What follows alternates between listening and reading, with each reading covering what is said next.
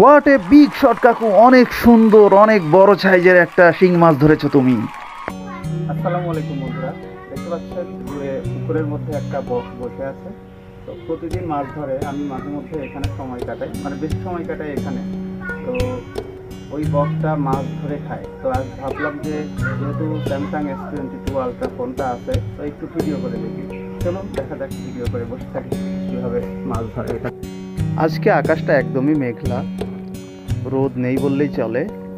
তো এর মধ্যেই ভিডিও করেছি Samsung Galaxy S22 ultra 20x zoom.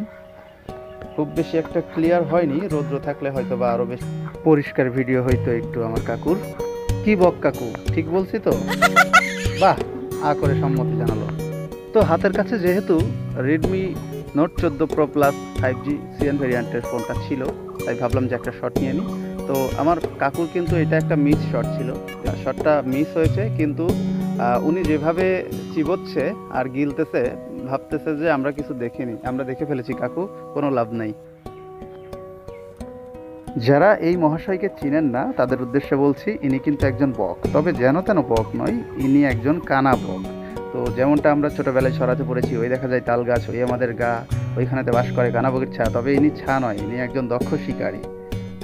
তো দেখুন কিভাবে নিশানা তাক করেছে, 100% নির্ভুল নিশানা, এবং যে সাইজের একটা শিং মাছ ধরেছে সেটা কিন্তু অসাধারণ। এখন আমার প্রশ্ন হচ্ছে, এই কাটা সহ শিং মাছ ও গিলবে কিভাবে? আচ্ছা, যাই হোক, প্রশ্ন রয়ে গেল। তো সেটা অবশ্যই আল্লাহ তাআলা ভালো জানেন। আর এই এত কষ্ট করে ভিডিওটা করেছি অনেক সময় ধরে, অনেক সময় নিয়ে। তো অবশ্যই কিন্তু আপনারা আমার একটা লাইক করবেন এবং শেয়ার করতে ভুলবেন না।